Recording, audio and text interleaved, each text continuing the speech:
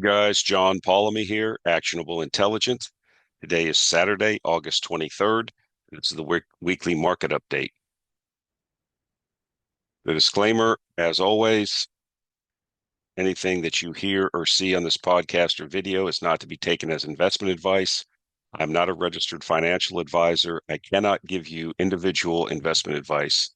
This is for informational purposes only. Please do your own due diligence. It's your money. It's your responsibility. So the big story this week is obviously the Jackson Hole meeting, the Fed, and basically Powell now has confirmed basically that there's going to be a rate cut in September.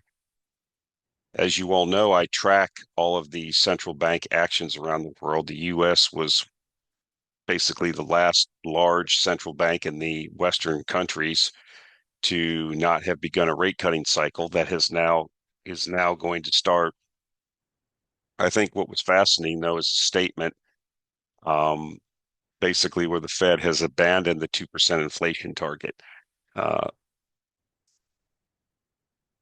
this is from Bloomberg. It says Powell said the Fed has adopted a new framework that removes a reference to the central bank seeking inflation that averages 2% over time and one to it making decisions on employment based on shortfalls from its maximum level.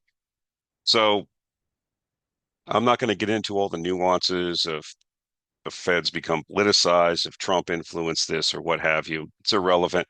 Been talking about for years, all the way back to when Bernanke came in and saved the market after in the GFC and all this, that you can't just, once you start down this road of interrupting business cycles, of interfering into the market, you can't stop. And we can't now. We cannot stop. Things have gotten so out of control now with the debt. They simply cannot finance the debt current interest rates. If they do, then it'll just, the interest alone will swamp us. And so we've been down this discussion path before. I'm not going to go down it. Basically, they're basically going to throw their arms up. They're going to run it hot. And this is what I said was going to happen. You're going to have nominal growth. You're going to have inflation up. And you're basically going to have at some point yield curve control when the Fed has to come into the market and buy these bonds because the debts are so large and the interest payments are going to be so large.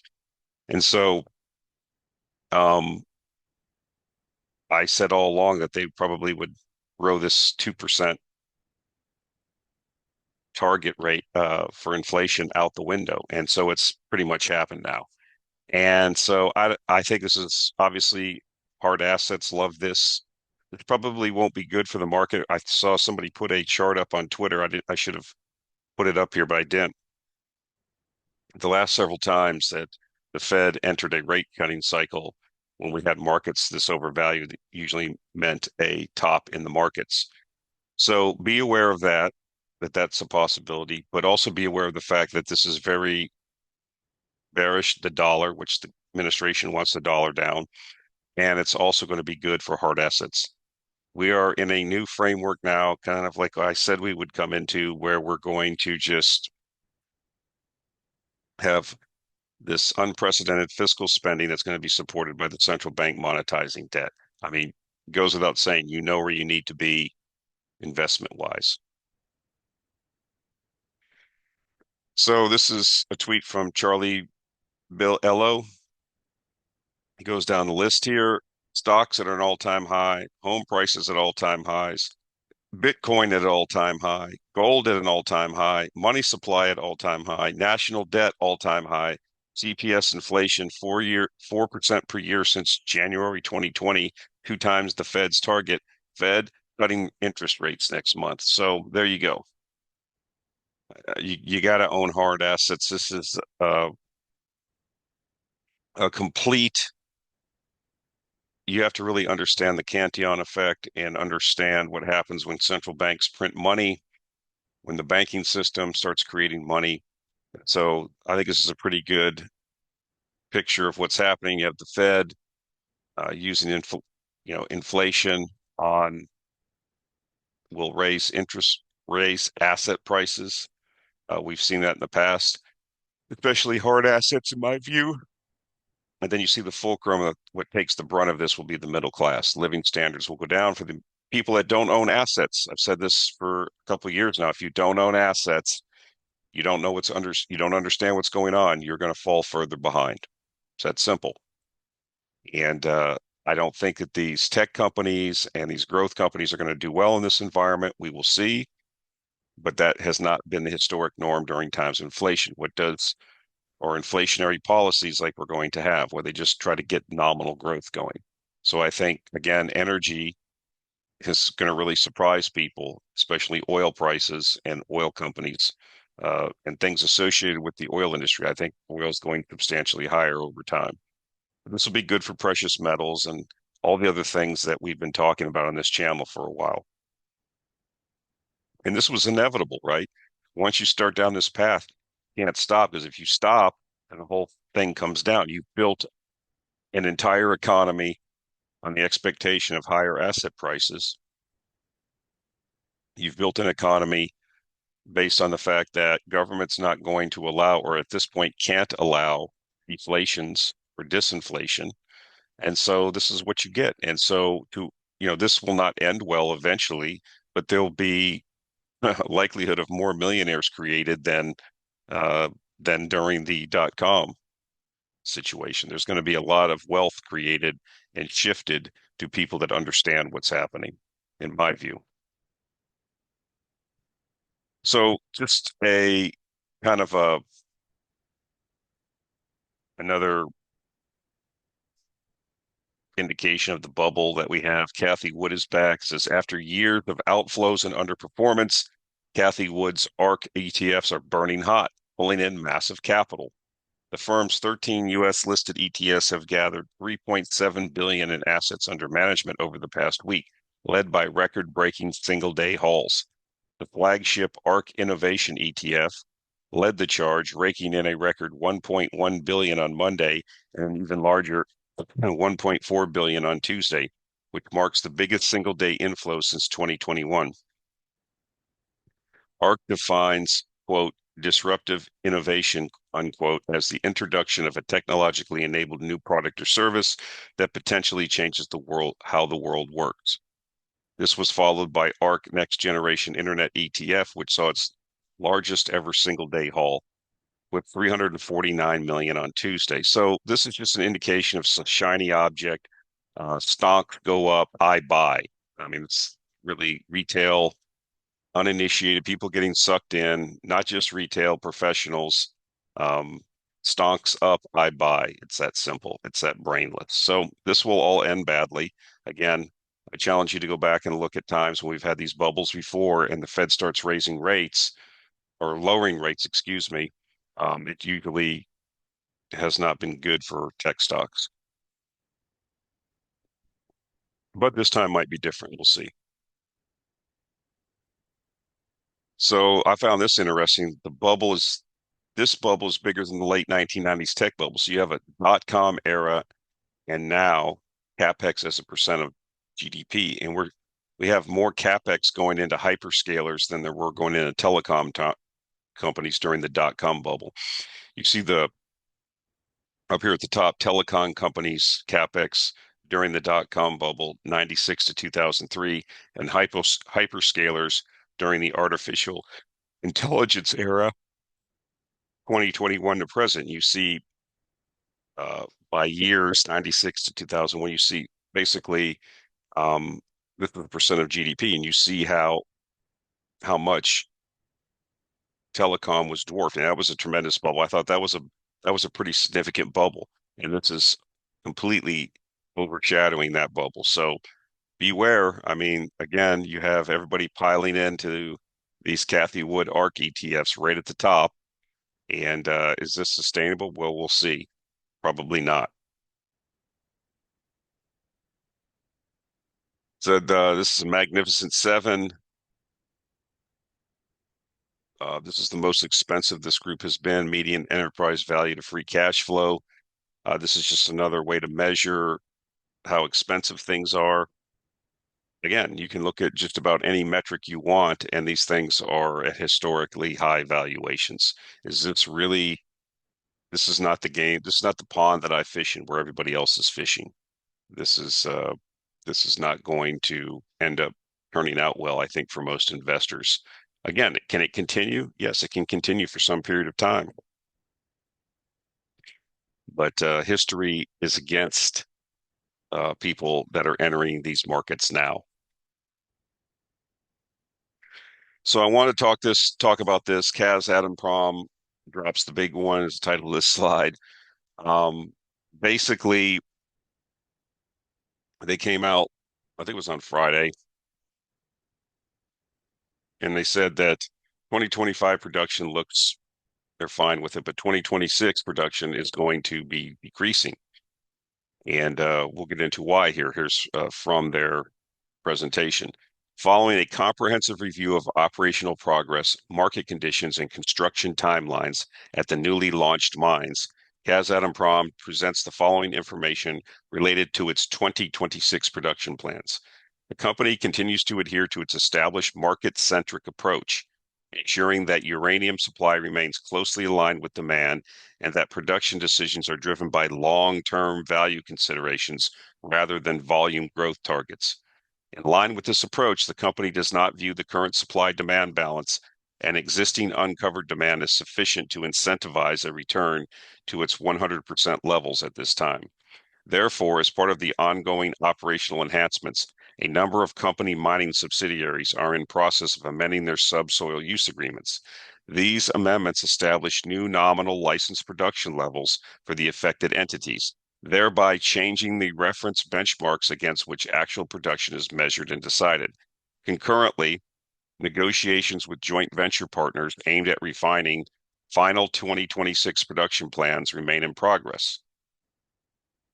Detailed in the newly published 2024 Competent Persons Report on the mineral assets of the company, 2026 nominal production level is expected to change from 32,770 tons, around 85 million pounds, down to reducing it to 29,697 tons, about 77 million pounds. So they're going to lower production from what they had said previously from 85 million pounds to 77 million pounds.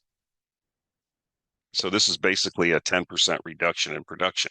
So representing 3,000 tons, 8 million pounds, or roughly a 10% decrease, most of which is attributable to joint vents JV Budanovskaya's production adjustments. In line with the updated development strategy, which emphasizes efficient use of the resource base, the company expects to exercise its downflex opportunity within the acceptable 20% deviation under the updated 2026 subsoil use production levels. Actual 2026 production guidance remains subject to ongoing negotiations with JV partners and broader market considerations and will be provided within the 2026 operational guidance disclosure. So if you want to take from face value what they're saying that the uranium market to them does not indicate, based on the contracts that they're seeing, based on the pricing they're seeing, does not incentivize them to produce at their previous forecast. And so they're going to reduce production in 2026. They also, in the last paragraph, add a caveat, in my opinion, that they are probably going to lower production some more. And so we have to ask ourselves, is this the value over volume that they had talked about before, and they're going to really run this for the benefit of the country? Or are they having a lot of problems and they're seeing depletion and they're just covering it up by using the market as an excuse? Regardless of what the truth is, the fact is production in Kazakhstan is going down, the world's largest uranium producer. This is not bearish for uranium prices, in my view. So something else you need to keep in mind that they mentioned also in this report, I don't know if I put it in here. Let's see. No, I didn't. Kazakhstan is now going to move forward with Rosatom to build, I believe, 3 very large nuclear reactors in Kazakhstan, the first reactors to be built in Kazakhstan. And so that will take supply off. As a matter of fact, if you look at, they talk about further. I probably should have put the slide in here, but they talk about what that could mean for diverting some of Kazatompром's production to domestic use. It's not insignificant. Okay. And so again, we look at demand, nuclear power being a growth industry now, growing all over the world. And we just see supply disappointment, supply disappointment. And this announcement is 2 weeks before the WNA conference in London, which is in early September. So obviously, I think that we saw spot uranium moved a little bit higher. I think this is really significant. I think there's going to be further downgrades. They're kind of limited by the subsoil use agreements. If you go back here, they can downflex within the acceptable 20% deviation. So we have to probably get in there and do the math if you really want to. But the fact remains is I believe they're going to downflex this maximum they can because I don't think they can meet production. I think they have other problems. I think they have management problems. I think they have um, asset problems. They're possibly in depletion. The assets that they're trying to develop, they're likely having problems with. They're not going to come out and admit this. And so they can use this other excuse for now. Again, this is, to my mind, less supply coming to the market. Now, I had some people say, well, the uranium market's kind of bifurcated, so it doesn't matter for the West. Okay, well, where are the West going to get their uranium? I know it's a problem for Orano because they've been kicked out of Niger. And now I think, if these joint ventures that they have in with Kazatomprom, what's going to happen then? So this could end up being a problem. And again, the demand increases are relentless. Again, most of the growth is coming from the BRIC countries. This uranium's diverted to them anyways. And so, yeah, we'll have to see. Western utilities have been holding off on restocking. I'm not saying this is a Cigar Lake moment, which kicked off the last bull market, but you know, we don't see supply increasing is my contention I've been making. And so, again, as I said in a recent interview, this is the best fundamentals in the resource market is the uranium fundamentals. Again, the challenge is how do you exercise, how do you uh, get a position on that makes sense, that you can make money? That's the challenge. But I think that we'll see what happens after the WNA, but conference when all these people get together, this stuff has to be, it's going to dawn on the fuel buyers and the utilities at some point. Hey, this is a problem. And so, um, if you want to take it at face value, value over volume, that's fine. It's probably a combination of that, and they're having problems that they're not going to really fully disclose because why would they do that? They kind of have that, still that Soviet mentality. We don't really fess things up, but who really knows what the answer is? I know it is going to be a problem when less supply comes onto a market that's already undersupplied. So who knows? So opaque, we don't really know how much is above ground excess supply is out there and reserves to be consumed, but that's rapidly being drawn down. And again, every day you turn around, we have more announcements of more reactors, more nuclear power capacity, more restarts, what have you. So I still think this is a tremendous industry, and I think it still has potential. So this was really big news in my view. So this is another chart from the EIA. Well, somebody made this actually here, but pulled it off Twitter. This is the oil growth forecast. You see back in March, you saw what the oil growth forecast was, and it's been continuously downgraded. You see July's forecast, and then you see August. So yes, we've talked about this in the last couple of weeks. Everybody, I think, is finally coming to the realization that shale, whether it's because of price, whether it's because of geology, whether it's a combination of the both is rolling over. And so the call on OPEC then will shift to them to see if they can pick up the slack. And again, I'm not the guy that thinks that they have all of this excess capacity. And so we will see. So I thought this was interesting. This shows the Asia's coal fleet is still years off the average life expectancy. So This tells you that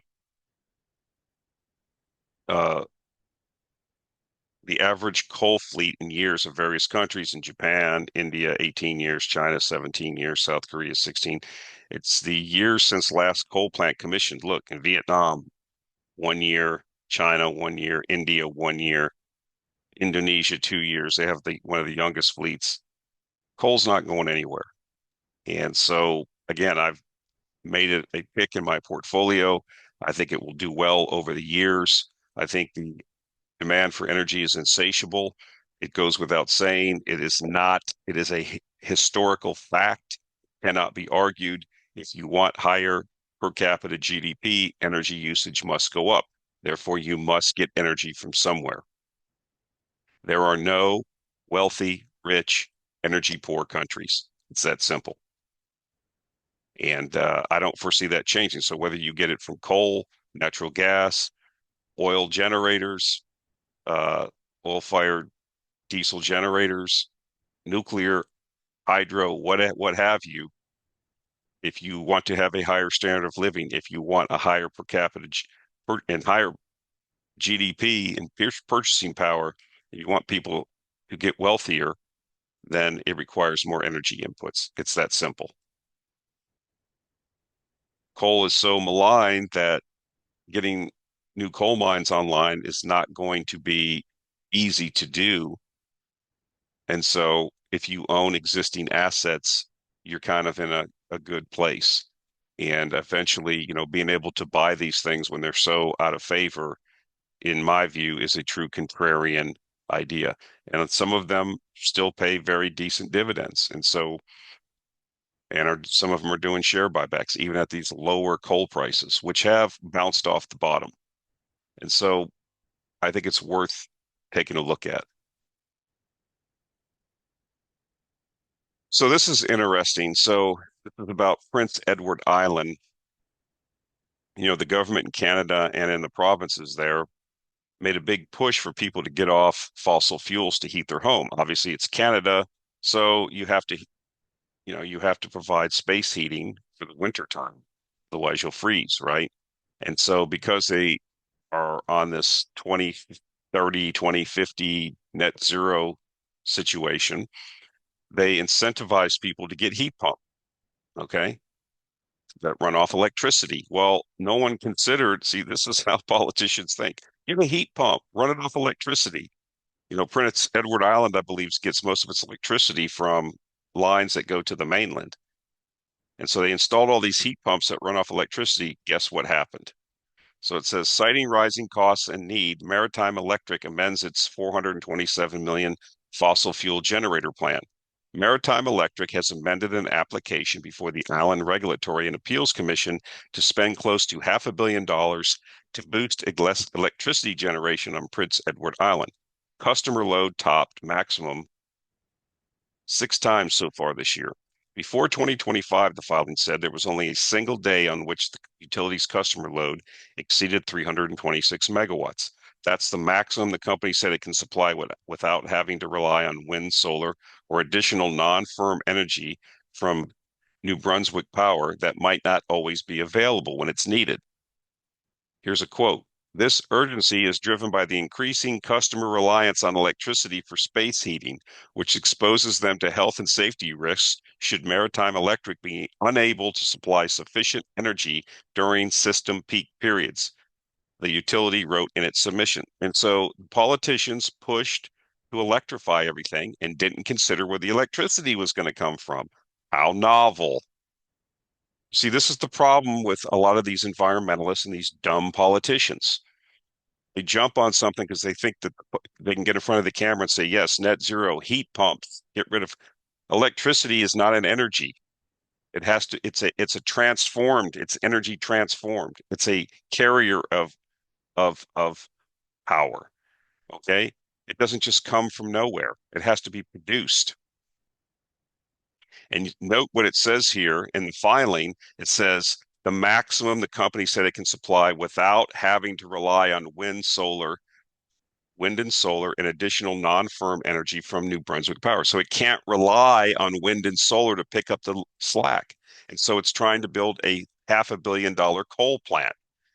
Just like when people buy Teslas and they run off coal-powered electricity or natural gas-fired electricity. So what are you really doing here? You see there's always trade-offs. There's no simple solutions. And so I kind of chuckled when I read this. I'll put the article in the show notes. I just found it funny.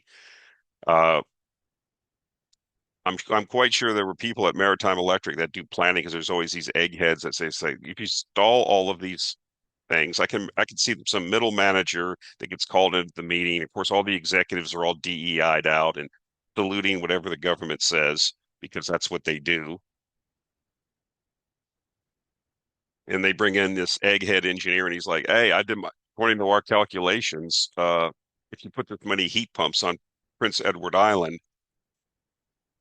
it's going to raise electricity demand this much, and we can't, we won't be able to supply electricity, and people's, you know, heat pumps won't work in the middle of winter when there's high demand. That could be a problem." And I'm sure they were said, "Thank you for your submission," and they kicked them out of the room. That's typically what happens. And now it's in everybody's face. We have to build this $500 million coal plant because we can't rely on wind and solar. A novelty, building wind and solar on a maritime province in the northern hemisphere in Canada. Makes sense to me. Gee, how come this isn't going to work? See, that's the idea. See, we'll build all this wind and solar and battery storage because it's renewable and clean. I say this with italics, and then we'll be able to run everything off electricity, and that'll solve everything. That's how dumb. That's like first level middle school thinking. That's midwit. Where's you see, this is a perfect example of not understanding how things really work in the world. And then these are your so-called policymakers. And so eventually what happens is reality, again, in physics, smacks you in the face.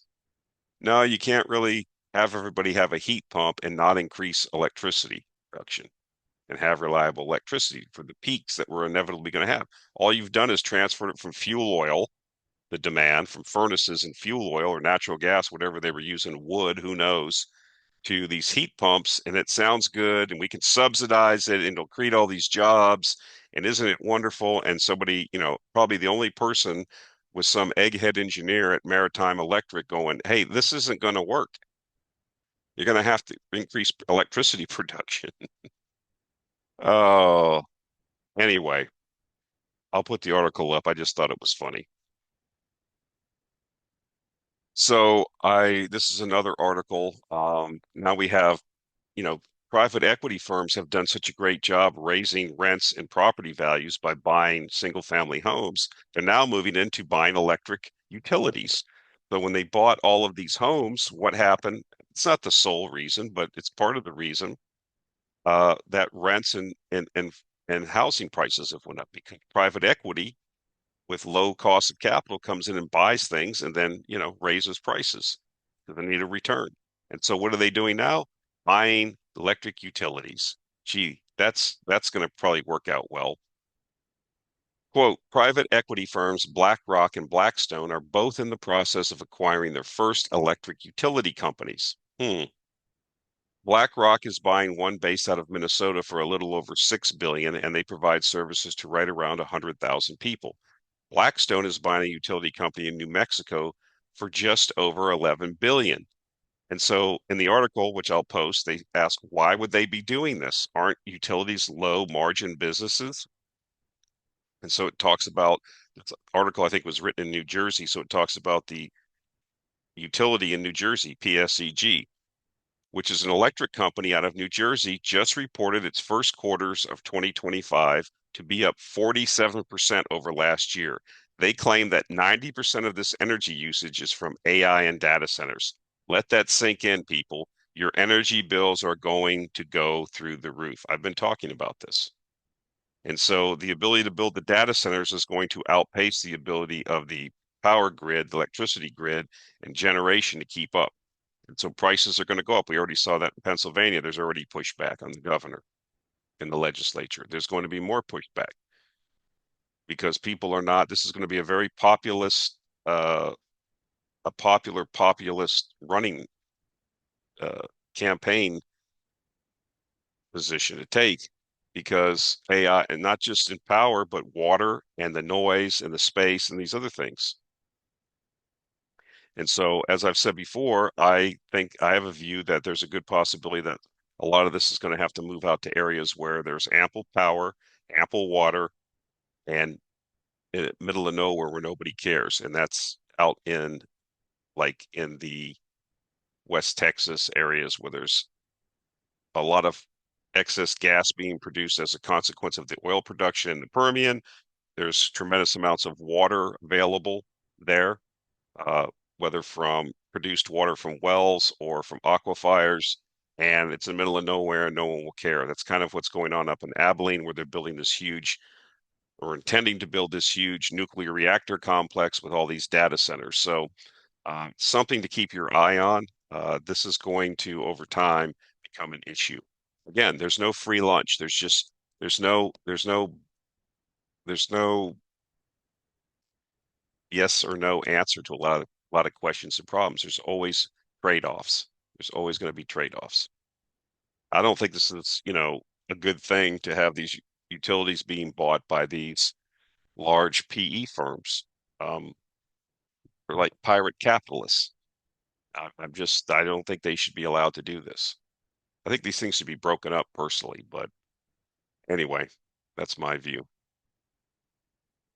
So, finding now that, well, so far at least, companies have invested a lot of money in AI. I'm not talking about the people that build the data centers or the, open AI. I'm talking about people that are investing money to use AI for productivity gains. And what they're finding now is that companies have invested billions into AI, 90%, 95% of them are getting zero return. Although there has been between 30 and 40 billion in enterprise investment into generative AI, a recent MIT report shows that 95% of organizations are seeing zero return. Just 5% of integrated artificial intelligence pilots, quote, are extracting millions in value, unquote, while the majority contribute no measurable impact to profits, the report found. Many companies are implementing tools like OpenAI's ChatGPT and Microsoft Copilot, with over 80% having explored or piloted these technologies and nearly 40% reporting their deployment. However, these tools primarily function to enhance individual productivity rather than contribute to overall company earnings. So we'll have to see as this develops if that changes, but right now it doesn't look good. But that just might be a consequence of early deployment, not fully understanding the tools, not fully utilizing the tools. That could be part of the issue too. But I do think this is interesting. I think it does enhance individual productivity. It does for me and other people that I talk to that use it. Makes things a lot easier. It kind of depends what you're using it for. Um, I've read a lot of people that are using it for solving a lot of problems. But again, is it being implemented properly at the corporate level, at the company level? I do not know. Like I said, it could just be a consequence of not using it properly or not extracting full value. Okay, guys, that was a short one this week. Again, very bullish on what has happened this week with the Federal Reserve. Again, don't fall into the trap. This is going to be bullish for all stocks. Like I said, there's a reason why the Fed begins cutting rates in most cases, if you go back and look at history. And so it could be a consequence of a weakening economy. This is why Powell talked about employment. But again, we have all-time highs for a lot of stuff. So I think this is going to be like stagflation. It's going to be like the 70s, late 70s, early 80s, like an Arthur Burns type moment. And so I think that we're going to stay the course. A lot of our stuff was up pretty big on Friday as a consequence. But if the U.S. now is new shooter at the table in the rate cutting cycle with global liquidity, I think we could really see some real pin action in a lot of our holdings over the next year or so. So we're holding to what we said. I think you're going to see new highs in gold and some of these other things. I think uranium is looking tremendous. Okay, again, the challenge is how do we put a proper position on take advantage?